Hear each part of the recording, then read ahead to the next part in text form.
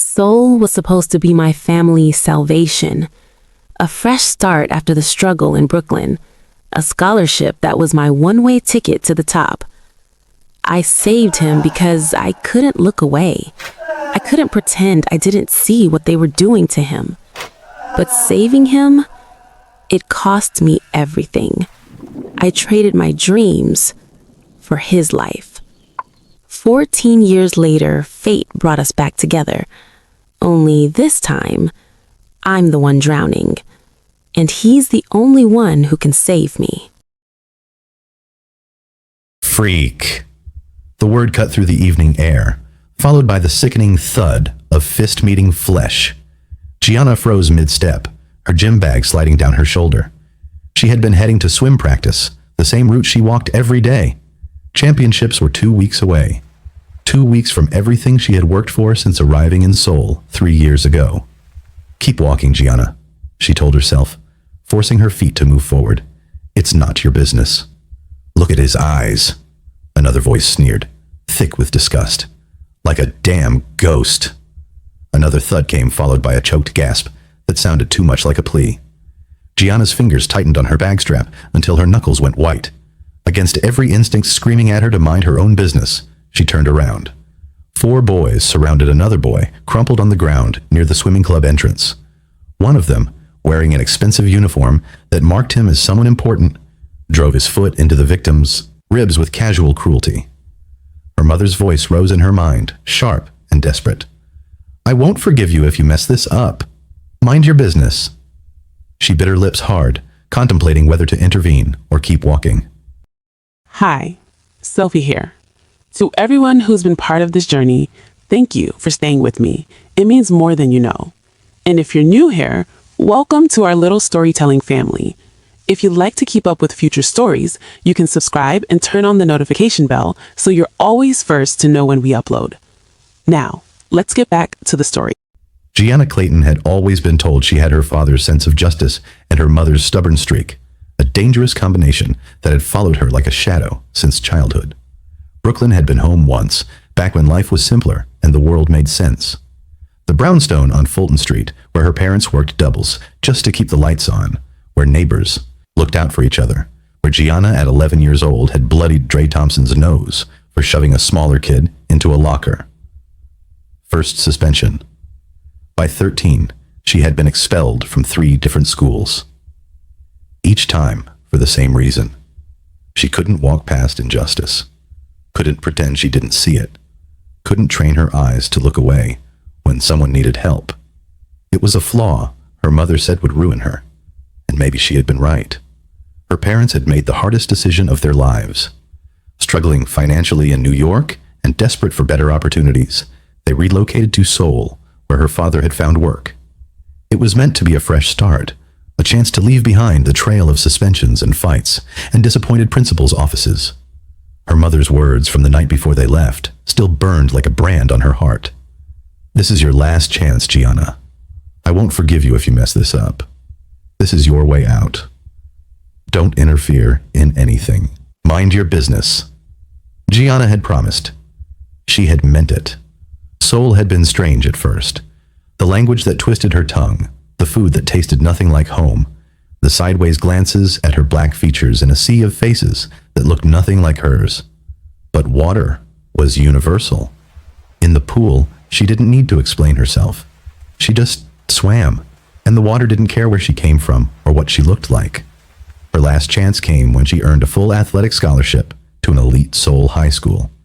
At 13, a prestigious institution known for sending its top students directly into SKY universities. For her family, this scholarship wasn't just an opportunity. It was salvation. Escape from the crushing weight of being immigrants in a country they knew no one. Swimming became everything. 4 a.m. practices that left her muscles screaming. Evening drills that pushed her past every limit she thought she had. By her junior year, she was one of the school's top swimmers, already being quietly watched for SKY University recruitment. Now, at 16 and in her final year, her future was finally secure. The scholarship that would carry her to university. Everything she had sacrificed for, everything her parents had gambled on, was finally within reach. Just 2 more weeks until championships. 2 more weeks of keeping her head down. Just get security, Jiana thought, already turning toward the building, her heart pounding against her ribs. By the time I find someone and bring them back. A boot connected with the boy's stomach. He curled tighter, trying to protect his head with his arms. The white patch in his dark hair caught the fading sunlight, stark and beautiful against the darkness. Stop, Jiana heard herself say, the word leaving her mouth before her brain could catch up. The boys turned as one, the one who had been doing the kicking. Tall, expensive uniform marking him as someone used to getting away with, things. Smirked at her like she was nothing. Mind your business. She should have. God, she should have walked away. Should have remembered her mother's warning, her family's sacrifice, everything riding on her ability to just keep her head down for 2 more weeks. Instead, Jiana dropped her bag and moved forward, her body acting on instinct older than thought. I said stop. What happened next came in flashes, disjointed and violent, her fist connecting with expensive uniform's jaw. His surprised yelp. 2 others rushing her. She was fast. Years of swimming had made her strong, her reflexes sharp, but there were 4 of them and only 1 of her. She heard shouting, felt hands grabbing her arms, her hair.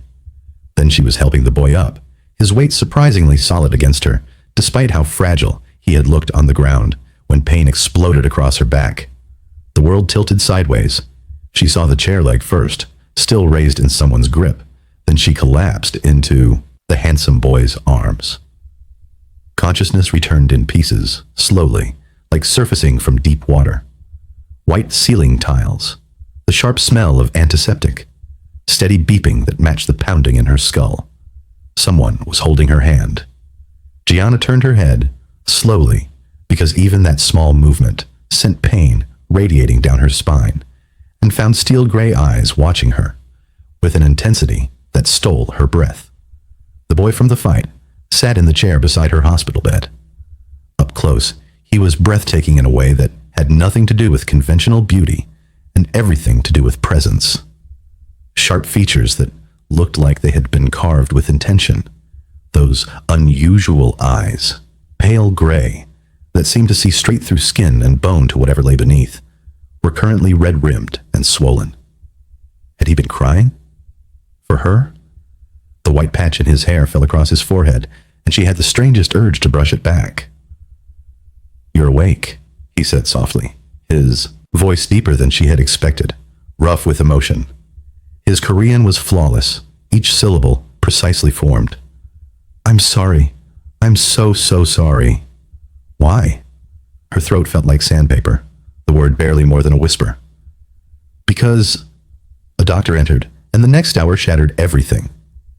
The chair had struck her spine at a catastrophic angle, permanent damage to the lumbar region. She would walk normally, live normally. But competitive swimming? Never again.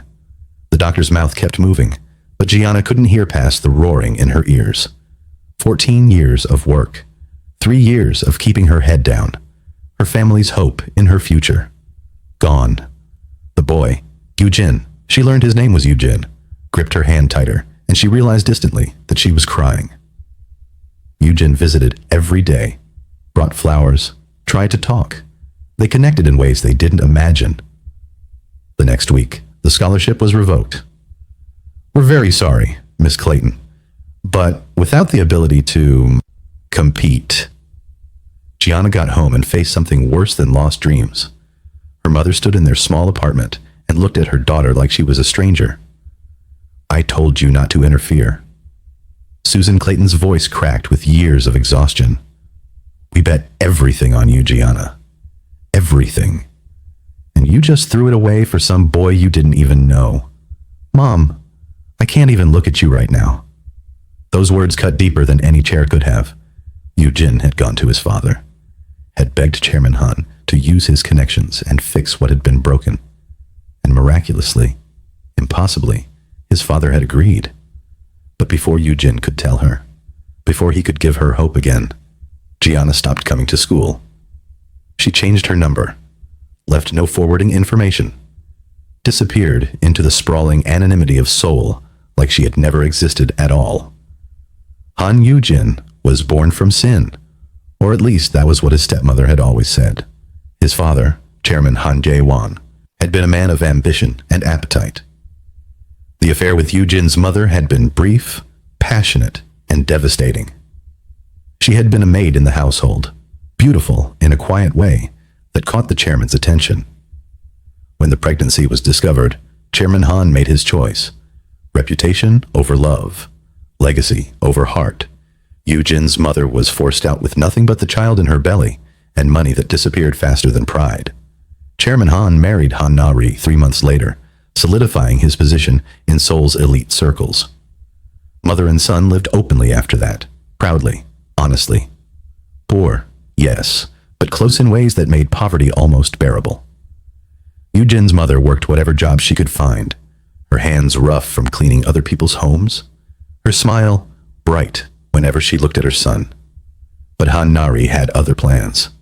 Through quiet influence, she systematically blocked Yoo-jin's mother from finding work. Employers who promised positions suddenly had none available. Doors closed before they opened. Food became uncertain. Rent became impossible. When Yoo-jin was 8, he watched his mother practice in their cracked bathroom mirror what she would say. How she would beg Chairman Han to take their son in, just so he wouldn't starve. No one knew what happened inside the Han house that day. Yoo-jin's mother was found hours later, unconscious in an alley a bit far away, severely injured. The medical report listed blunt force trauma, evidence of strangulation, catastrophic oxygen deprivation to the brain. She had been beaten, strangled until her brain starved, left for dead. She survived, barely. But the woman who woke weeks later was not the mother Yoo-jin remembered. The damage was both neurological and psychological. Dissociative amnesia, the doctors called it.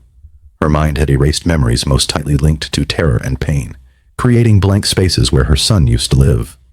Yoo-jin stood beside his mother's hospital bed and watched, her look at him like a stranger. He was only 8 when his world ended. With no income, no protection, no power to fight the people who destroyed his mother, Yoo-jin had no choice. He allowed her transfer to long-term care while he went to find his father. He made his mother a promise that day, kneeling beside her bed while she stared through him. "I'll come back when I can protect us." That promise became the spine of his life. Chairman Han took him in, but conditions were clear. No one could know Yoo-jin was his son. No public acknowledgement. No scandals. Yoo-jin lived in the shadows, enduring his stepbrother Se-jun's cruelty and Nari's cold disdain. Se-jun, 2 years younger and infinitely crueler, took pleasure in reminding Yoo-jin of his place. The beatings were frequent, the humiliation constant, but Yoo-jin studied, worked, learned the business, stayed silent when Se-jun mocked him, stayed composed when Nari looked at him like dirt. He survived because survival was the only revenge available. Years passed. Yoo-jin grew tall, grew strong, understanding that power was the only currency that mattered. He graduated top of his class, earned a business degree, learned 3 languages, made himself indispensable. When Yoo-jin was 24, Chairman Han visited his former lover in the care facility for the first time in years. What he found destroyed him. The woman he had loved, reduced to a shell. Chairman Han sat with her for hours while she looked without recognition, and something broke in him. Guilt and regret. The terrible understanding that money could not fix what he had allowed. He rewrote his will, cutting through Nari's protests and Se-jun's fury. He named Han Yoo-jin the sole heir to the Han conglomerate. Yoo-jin did not celebrate. He simply took the empire and expanded it, hardened it, made it global. He moved his mother to a private care home with the best medical staff money could buy, visiting twice weekly, though she never remembered him. Then tragedy struck again. Yoo-jin was 30 when the car accident happened. The day before his father was set to publicly install Yoo-jin as chairman, their car was struck by a truck on a rain-slicked highway. The impact was catastrophic. Chairman Han died instantly. Yoo-jin survived, but woke 3 days later, unable to feel his legs. Spinal cord injury? Temporary paralysis. The police called it an accident, and the investigation was closed with suspicious speed. However, Yoo-jin knew better. The truck driver disappeared. Within weeks, the board of directors, stacked with Nari's people, began maneuvering to install Se-jun as chairman. They claimed Yoo-jin was medically unfit to lead. Yoo-jin refused. 2 years passed. 2 years of therapy leading nowhere. 2 years of nurses reporting to Se-jun. 2 years watching Nari tighten the noose. The board gave an ultimatum. Walk into the next meeting or be voted out. He had 2 months. Present day. Jiana woke to her alarm and exhaustion that never left her bones. 3 days of double shifts. 3 days sleeping in the hospital break room. Surviving on vending machine coffee and whatever protein bars her friend and colleague, Bok-soon, forced into her hands.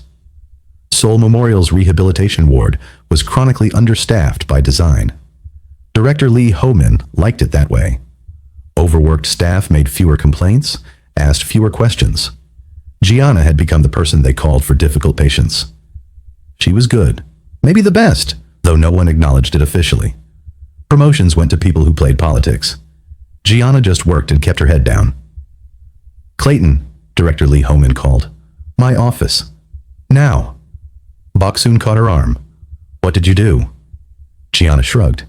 No idea. Inside Lee Ho-min's office, 2 people sat across from him. Han Nari sat with posture suggesting she had never slouched.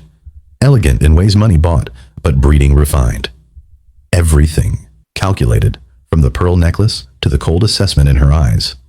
Beside her sat Han Se-jun, vice executive director of the Han conglomerate. Expensive suit, smile that made her skin crawl.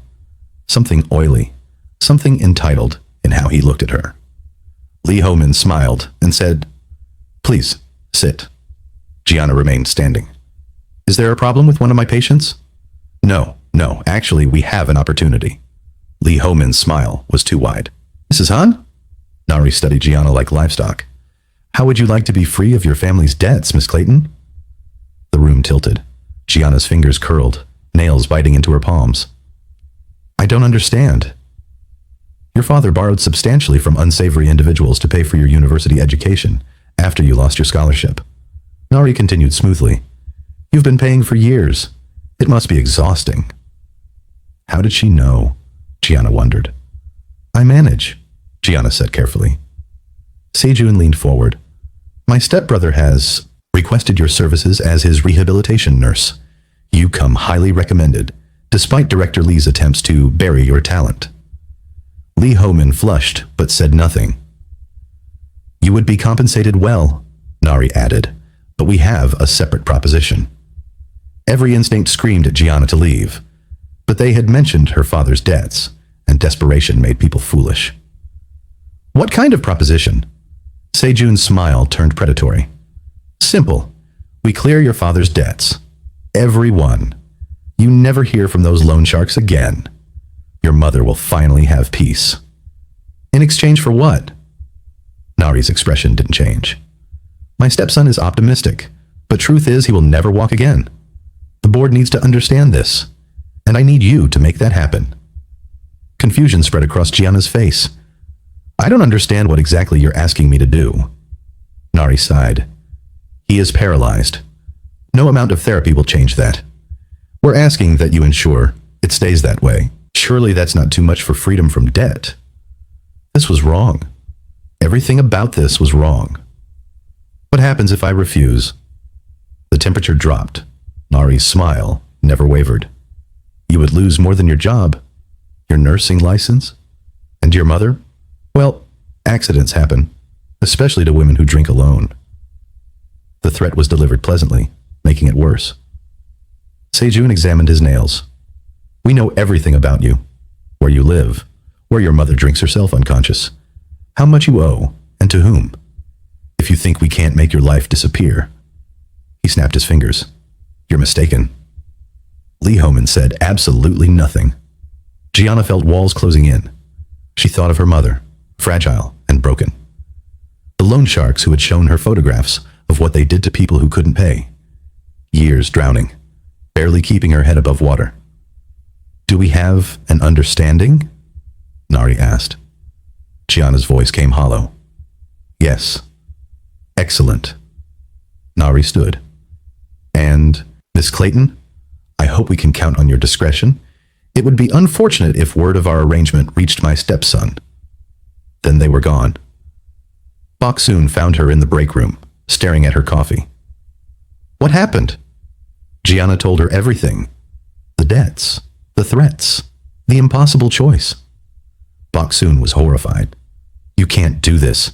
Mr. Han is a good man. He pays medical bills for patients who can't afford treatment, runs charity foundations. No one should hurt someone a lot of people depend on. What choice do I have? Jiana asked, conflicted. They'll destroy me. They'll hurt my mother. I can't fight them. Bok-soon grabbed her hands. You can fight. You just have to want to. Jiana pulled away. I tried that once. It cost me everything. And doing what Mrs. Han wants will cost you your soul. Maybe, Jiana thought. But at least her mother would be safe. At least the debts would be gone. She told herself that all the way home. Told herself it was the only choice. The smart choice.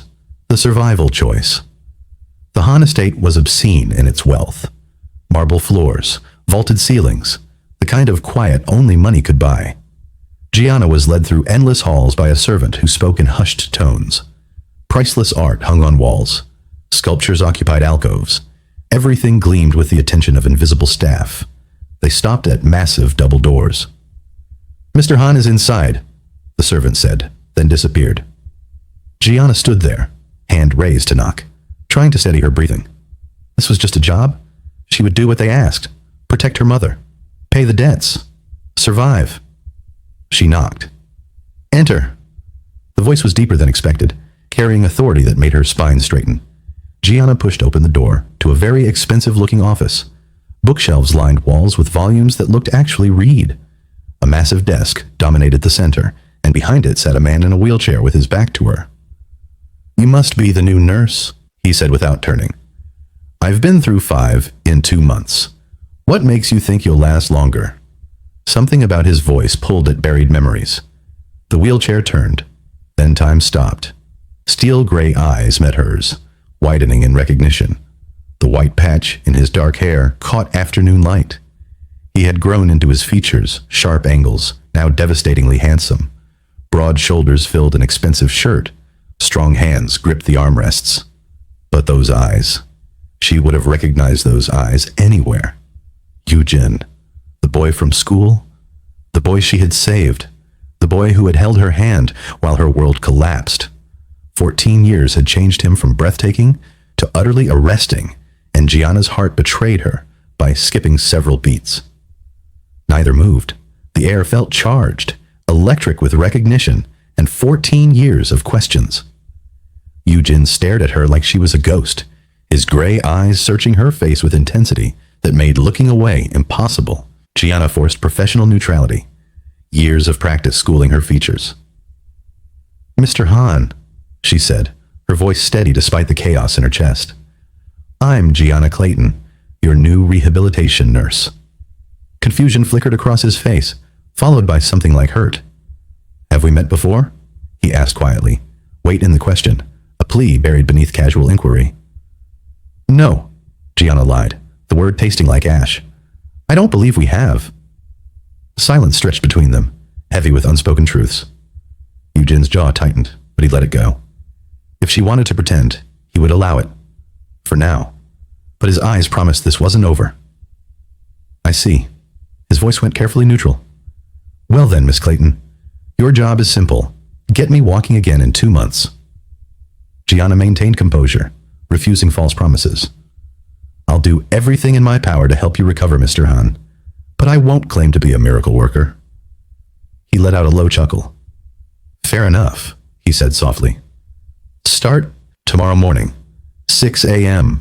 Don't be late. As Jiana turned to leave, Yujin stopped her. Welcome to the Han household, Miss Clayton. Something weighted and meaningful in his tone, layers she couldn't parse. Jiana simply nodded and walked out without looking back. After she left, Diggs, Yujin's right-hand man, and only friend, entered through a side door. Well? He asked. Yujin's hands shook slightly. It's her, the girl from 14 years ago. But she's pretending not to know me. Why would she do that? Yujin was quiet. Maybe she blames me for everything she lost. His voice dropped. Or maybe Nari got to her already. What do you want to do? Yujin's expression hardened. Give her space. Let her keep her distance for now. But I'm not letting her disappear again, Diggs. Not this time. And if she's working with them, then we'll deal with that too. Yujin turned to the windows. But I don't think she will. Jiana couldn't ignore injustice 14 years ago, even when her future was at stake. I don't believe that's changed. People change, Diggs said quietly. Well, I don't care. She can do no wrong in my eyes. Yujin's voice was certain. Jiana returned to the hospital in a daze. Bok-soon found her in the break room. How did it go? Fine. I start tomorrow. Just fine. That's all. I'm tired, Bok-soon. I need to check on my mother. She left before Bok-soon could press for details, before she had to explain the impossible coincidence, before she had to admit the man she was supposed to betray was the boy she had never forgotten. Bok-soon watched her go, worry clear on her face. That night, Jiana lay awake, her mother's soft snoring filling the silence. She stared at the ceiling, memories flooding back. His face, those gray eyes that had looked at her with hope in the hospital. The way he had held her hand while the doctor destroyed her future. The conversations they had shared during those days. She had recognized him instantly. How could she not? But she couldn't let him know. Couldn't get pulled deeper into the Han family's dangerous world. Nari had made the stakes clear. One wrong move, and her mother would pay. She was there to survive, to pay debts, to protect her mother. Nothing more. Getting emotionally involved with Han Yujin, with the past, with what they had once shared, would only complicate everything. She would keep her distance, do her job, walk away with debts cleared and her mother safe. Even if it meant pretending the boy who changed her life had never existed. Even if it meant becoming someone who could look into those gray eyes and lie. Jiana began the next morning exactly at 6 a.m., her professional mask firmly in place, despite the chaos churning beneath it. Her first action was reviewing Yujin's complete medical records, and her blood ran cold as she read through page after page of prescribed medications, treatment protocols, and therapy notes. That made less sense the more she studied them. The medications he was taking were wrong. Dangerously, deliberately wrong. One suppressed nerve regeneration entirely, blocking the body's natural healing processes. Another caused progressive muscle atrophy when used long-term, without proper counterbalancing treatments. And one, buried in the list like it belonged there, was a mild neurotoxin that, in small doses over extended time, would ensure paralysis remained permanent. He hasn't been receiving treatment. This was systematic sabotage disguised as medical care. When she confronted Yujin about who had prescribed this regimen, he leaned back in his wheelchair, his expression darkening with understanding. The last 3 nurses handled my medications. Why? What's wrong? Jiana's hands tightened on the medical files, her professional anger overriding caution. They've been poisoning you, Mr. Han. They've been systematically preventing any chance of recovery. These medications don't treat spinal injury. They ensure it stays permanent. She watched realization dawn across his face, like sunrise breaking over devastation. His jaw clenched, his hands curling into fists that went white at the knuckles. Nari, he said quietly, and the name carried the weight of certainty and barely controlled fury. Jiana nodded, already making notes on her tablet. Right there, she knew she wouldn't be able to do what Director Ho-min and his cohorts wanted. I'm changing your entire regimen immediately. New medications that actually support nerve function. New diet to counteract the damage. New physical therapy protocols. It's a combat rehab. It won't be gentle, and it won't be easy. Yujin's gray eyes met hers with an intensity that made her breath catch. How long until we see results?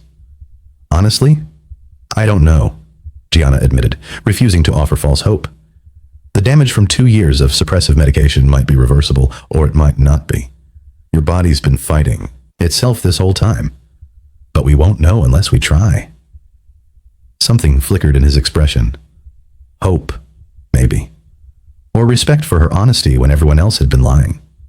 The sessions were brutal from day one. Core training that left Yujin's upper body muscles screaming. Assisted stretches that pushed past comfort deep into pain. Resistance exercises that seemed designed to break him. Nerve stimulation therapy that made his legs twitch and spasm unpredictably. Yujin's upper body was powerful from years of wheelchair use, his shoulders and arms corded with muscle, but his legs were weak, unresponsive. "Why didn't you get a foreign doctor or nurse?" Jiana asked.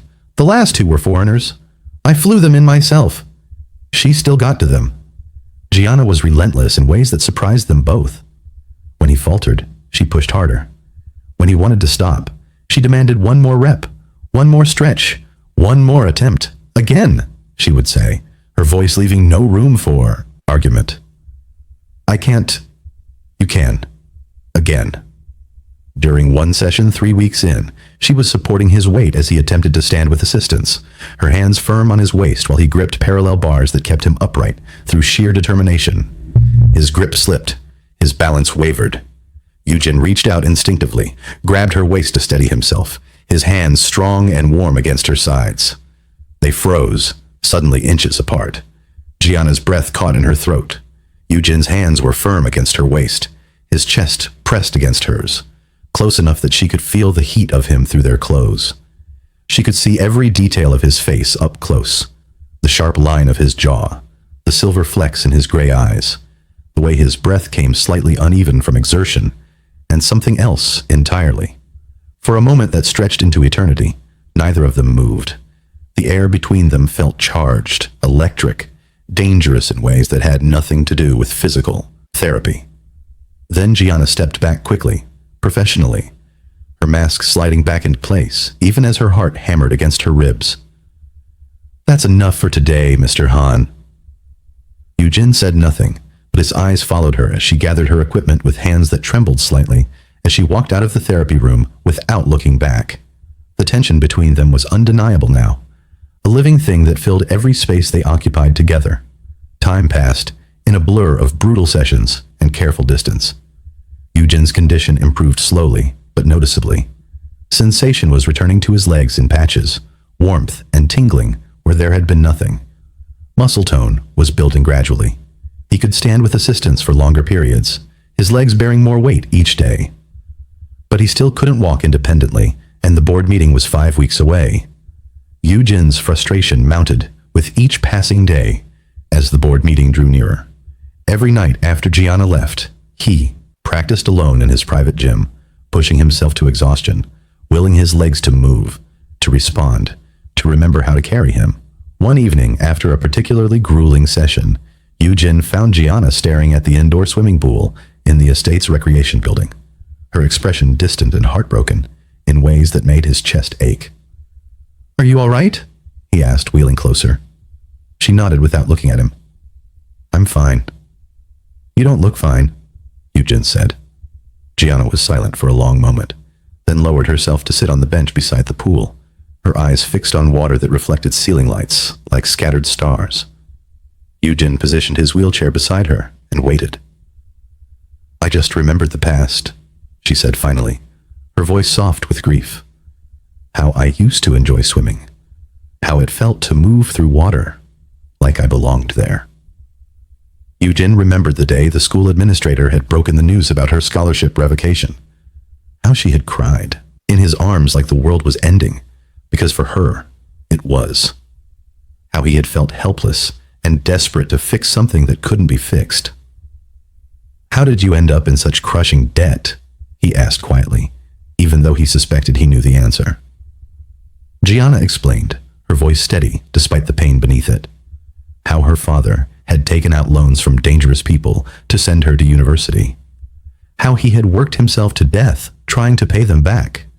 How he had died a week after her graduation, and the debt had surfaced like a monster from deep water.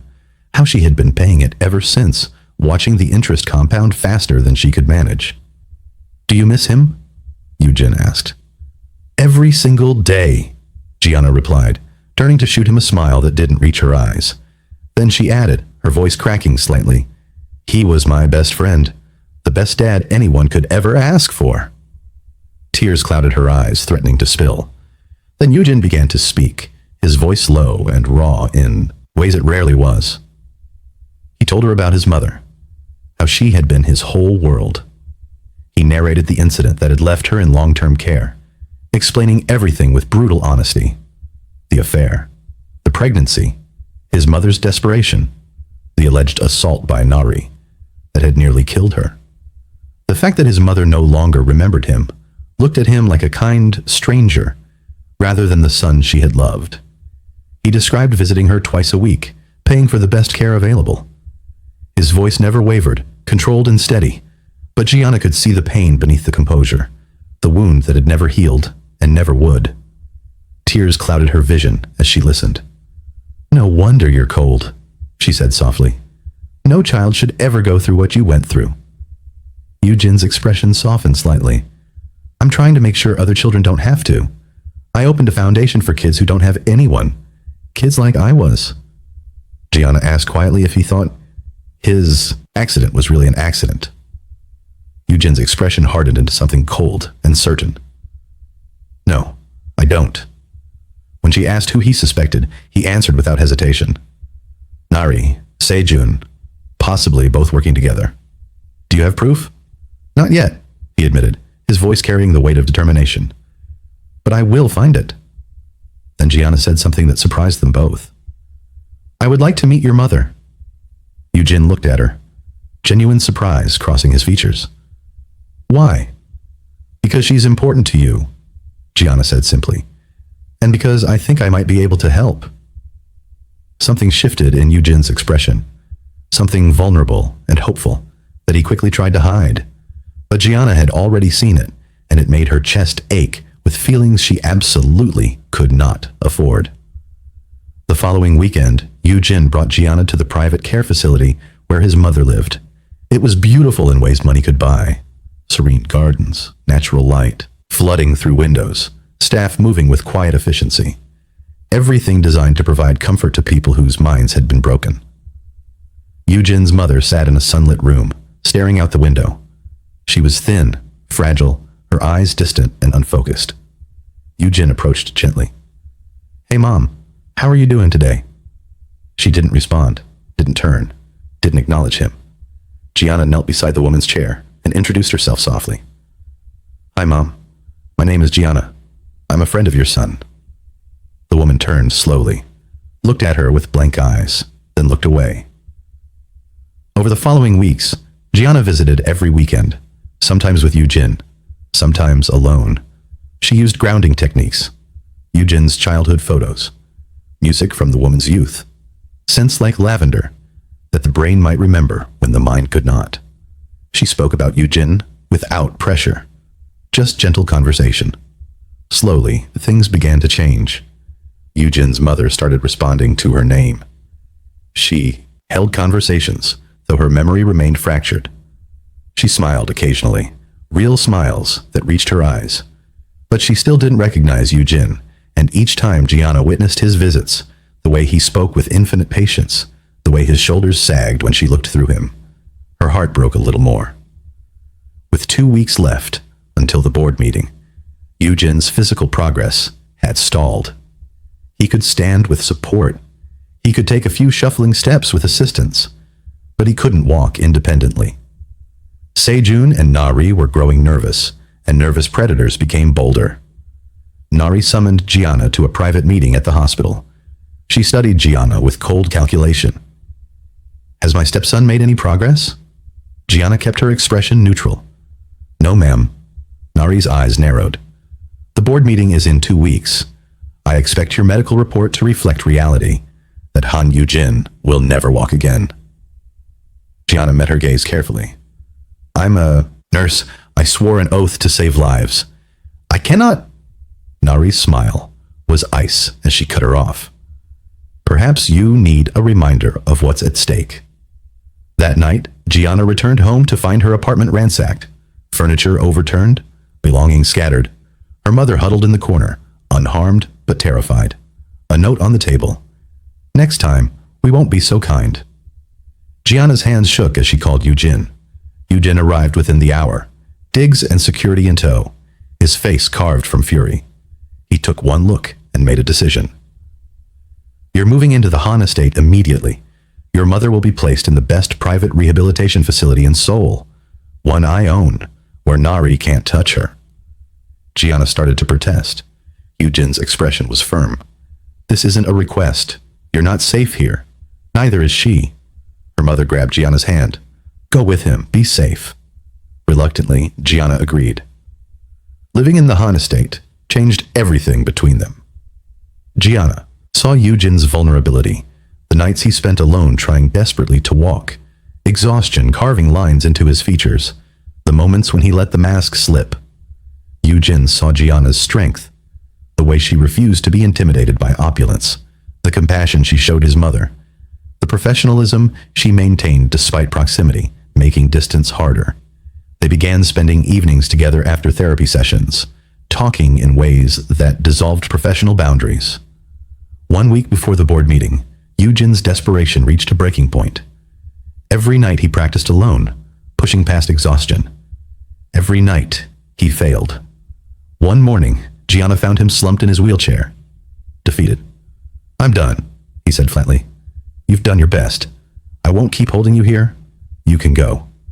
Jiana stared in disbelief, then exploded. Are you serious? You're really giving up? After everything? Yujin's expression was hollow. There's no point. The meeting is in 3 days. I still can't walk. It's over. Your mother needs you, Jiana said, voice shaking. Do you think she'll get better if you hand the company over to the people who destroyed her? Yujin looked up, shocked.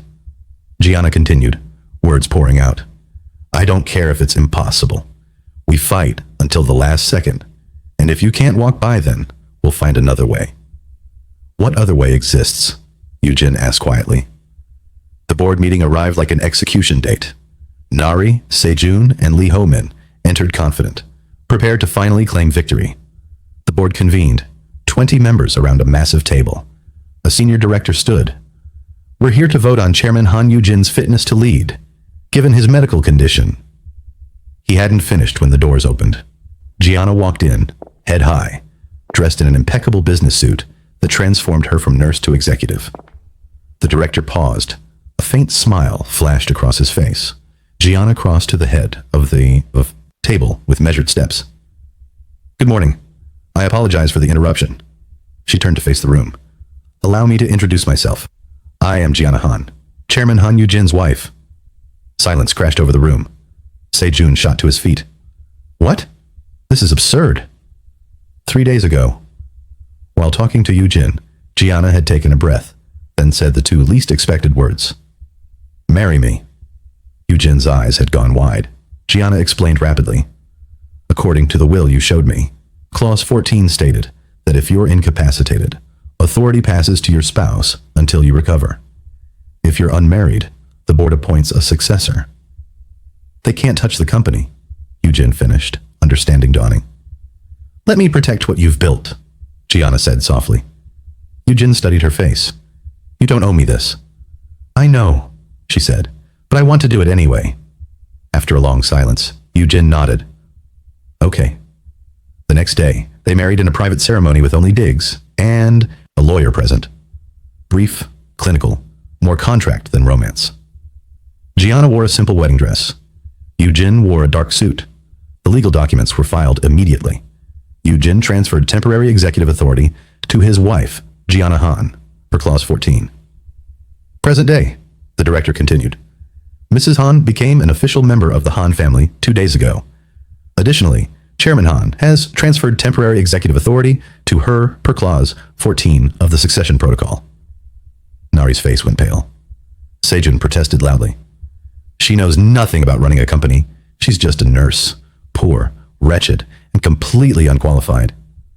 Jiana turned to him calmly. What makes me poor? Sejun sputtered. You have no class, no business. I graduated from one of the top universities in Korea with honors, Jiana interrupted. I've managed hospital operations. I've received recognition for excellence 3 years running. Or I would have, if Director Lee hadn't systematically blocked my recognition. She paused, watching Lee Ho-min flush. I attended one of Seoul's most prestigious high schools on full scholarship. So please, explain how I'm poor or unqualified. There was another pause. Furthermore, I have everyone at this room to guide me. You, my brother-in-law, my mother-in-law, Director Lee. You all want the same thing, don't you? To take the Han conglomerate to greater heights? Her eyes moved deliberately across their faces. Unless you have different goals? The room was silent. The vote was tabled pending further review. After the meeting, Nari cornered Jiana in the hallway, composure cracking. You have no idea what you've done, Nari hissed, shaking with fury. I will destroy you. Everything you love. Jiana met her gaze without flinching. Try. Nari raised her hand to slap her. Jiana caught her wrist midair and forced it down with controlled strength. Don't raise your hand on me, Jiana said quietly. I will hit back. She released Nari's wrist and walked away, leaving the older woman frozen and humiliated. Over the following weeks, Jiana took control of hospital operations with ruthless efficiency. She restructured everything Lee Ho-min had corrupted, restoring transparency, reassigning staff based on merit, implementing oversight committees. Lee Ho-min protested. Jiana reminded him coldly that she was his superior now, that he would follow her directives or be removed. He obeyed, seething but powerless. A group of thugs tried to intercept Jiana one evening. At first she thought they were from the loan company, but since Yoo-jin had already settled the debt, she immediately knew Nari, Sejun, or Ho-min had sent them. The thugs grabbed her and tried to force her into a waiting vehicle, but before they could succeed, Yoo-jin's security team arrived. She had no idea they've been secretly following her. The men were brought to a private location, beaten to some extent, and thoroughly terrified.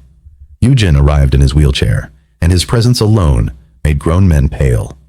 He told them quietly that if they ever came near his wife again, the next conversation would be much uglier.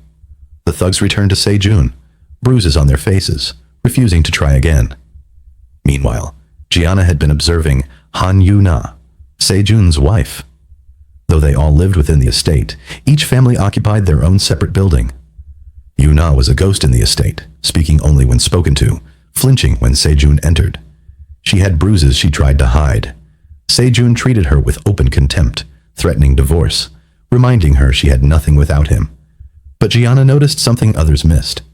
Yu-na was always present, always watching. People assumed she was too timid to matter. They were wrong. One afternoon, Jiana found Yu-na alone and sat beside her gently. You don't have to stay in this marriage. Yu-na looked up, startled. I have nowhere to go. No money. No family who would take me back. What would you need to feel safe leaving? Yu-na was silent, then leaned in close. I've been recording them for 3 years. I have everything. Conversations, confessions, evidence of crimes. I kept it as insurance. Jiana's pulse quickened. What do you want in exchange? Yu-na's answer was simple. Freedom, safety, enough money to disappear where Sejun could never find me. I'll speak to Yoo-jin, Jiana promised. Jiana continued working with Yoo-jin's mother, visiting every weekend. The woman's condition improved steadily.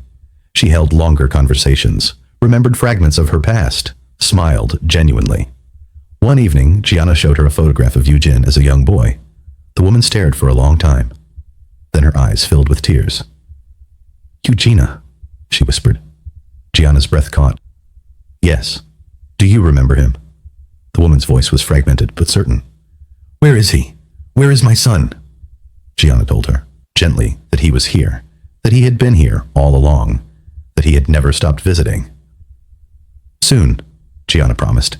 He'll visit very soon. That evening, Yoo-jin arrived for his regular visit. His mother looked up and her eyes cleared with recognition. She said his name. Yoo-jin froze in the doorway, unable to breathe. Then he wheeled forward slowly, hardly daring to hope, and his mother's face transformed with a smile he remembered from childhood. She reached for him and he took her hands, and for the first time since he was 8 years old, his mother looked at him and knew who he was. Yoo-jin wept, tears streaming unchecked, his composure finally breaking. His mother stroked his hair gently, whispering his name over and over like a prayer. Jiana stood in the doorway, her own face wet with tears, bearing witness to a miracle she had helped create. 2 weeks before the next board meeting, Yuna approached Jiana and Yujin together in his private office, her hands trembling slightly as she clutched a small USB drive. "I have everything you need to bring them down," she said quietly, her voice steady despite the fear in her eyes. "But I want out. Safely." Yujin agreed without hesitation, his voice carrying the weight of absolute certainty. "Done. You'll have everything you need." Yuna handed over the USB drive, her relief visible as the weight left her hands. She explained that Sejun and his mother had always been careless around her, assuming she was too frightened, too broken to matter. But she had been recording their conversations for 3 years, gathering evidence, planning her escape. The contents of the drive were devastating. Audio recordings of Sejun and Nari discussing the car accident that killed Chairman Han. Sejun's voice casual as he mentioned how if he hadn't orchestrated it, maybe the old man would have changed his mind about the inheritance. Text message logs showing Sejun's payments to the hitman who caused the crash. Text message logs between Sejun and the hired driver. Conversations detailing the systematic poisoning of Yujin by the corrupted nurses. Evidence of embezzlement, fraud, and medical malpractice involving Lee Ho-min, which Sejun had kept as leverage against Ho-min. Jiana asked quietly why Yuna hadn't used this evidence sooner. Yuna's voice was hollow with years of fear. "I was afraid. Afraid of what they would do if they discovered my betrayal. Afraid I would end up like Yujin's mother. Or worse. I once heard that witch Nari say she dealt with Yujin's mother. I didn't want same fate to befall me." She paused, her eyes meeting Jiana's. "But then you showed me kindness. Treated me like a person. Made me realize escape was possible through your husband. Yujin arranged everything with the efficiency of someone who had spent years building networks for exactly this purpose. New identity, new country, financial security, protection. Within 48 hours, Yuna was gone, safe, free, and willing to testify remotely if legal proceedings required it." The next board meeting felt different from the moment it began. Before the vote could proceed, Yujin entered the room, each step measured but independent of any aid, his gray eyes blazing with determination. Gasps rippled through the assembled board members. Yujin reached the head of the table and announced calmly, his voice carrying absolute authority, that he had evidence the board needed to see before proceeding with any votes. He played the recordings. The room fell into shocked silence as Sejun's voice filled the air, confessing to murder with casual cruelty, as Nari's crimes were laid bare in her own words. As the full scope of their conspiracy became undeniable, each revelation more damning than the last. When the final recording ended, police officers entered the conference room, their presence transforming the corporate meeting into something far more serious. They arrested Han Nari for conspiracy to commit murder, attempted murder, fraud, and serious corporate crimes. Lee Ho-min was arrested for embezzlement, money laundering, and medical malpractice. Han Sejun tried to slip out quietly, his face pale with terror. An officer stopped him, placing handcuffs around his wrists while reading out his charges. Sejun turned to Yujin, desperate now, his entitled confidence crumbling into something pathetic.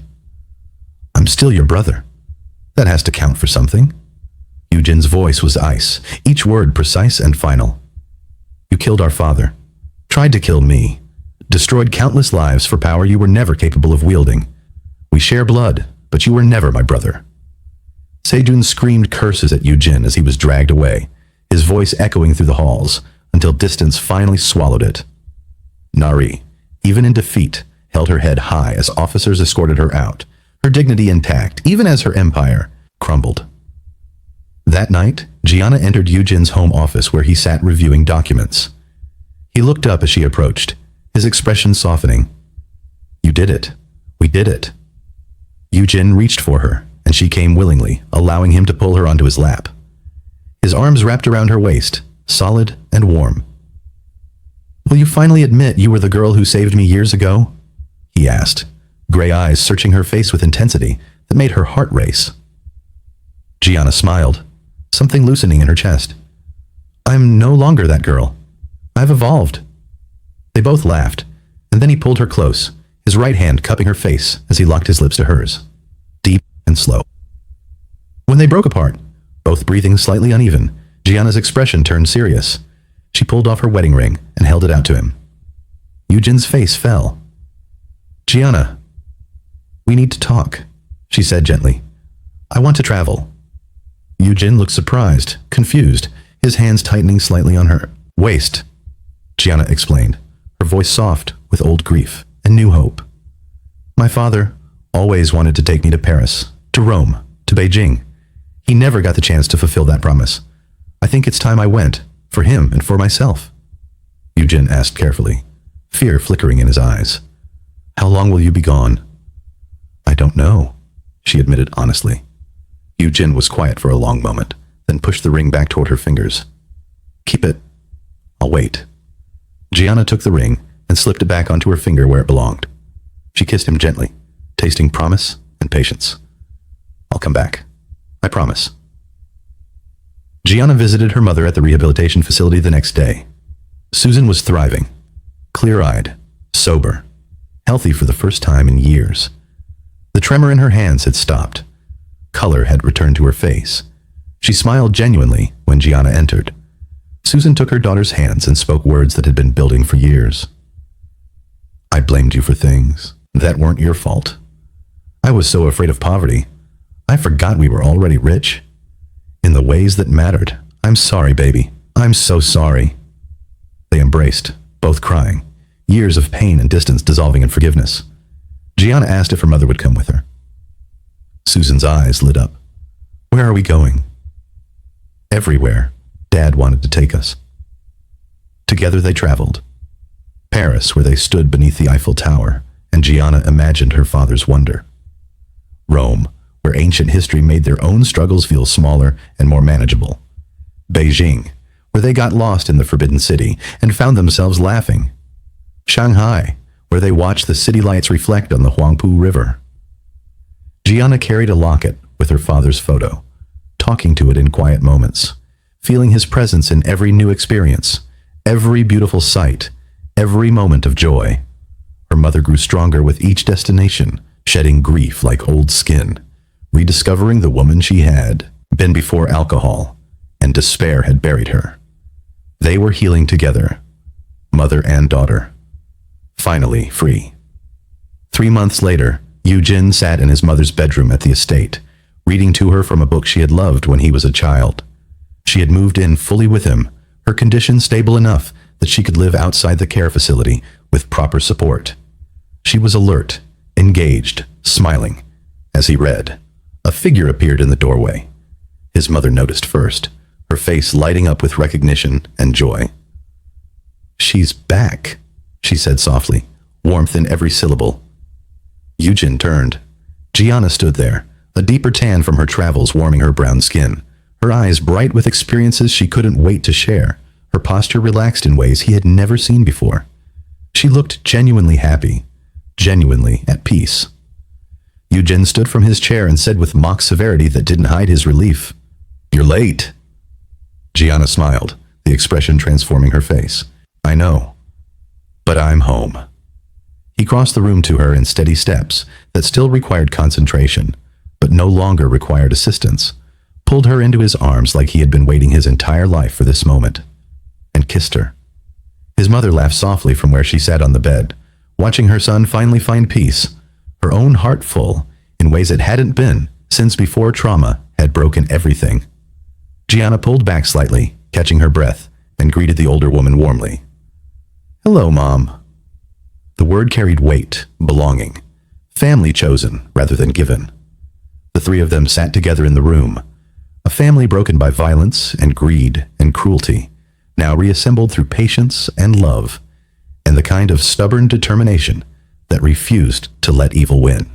They talked late into the evening, sharing stories of the months apart, making plans for the future, simply existing in each other's presence without need for anything more. Yujin held Jiana's hand, his, thumb tracing circles on her palm, grounding himself in her reality. His mother watched them with contentment that came from seeing her son loved by someone worthy of him. Jiana leaned against Yujin's shoulder, finally allowing herself to believe this was real, that happiness wasn't something that would be stolen the moment she stopped being vigilant. They had fought for this, bled for this, refused to surrender when surrender seemed inevitable, and now, finally, they were whole. Thank you for spending your time with me. If you enjoyed this story, please like and subscribe. It truly helps more than you know. I'll see you in the next one.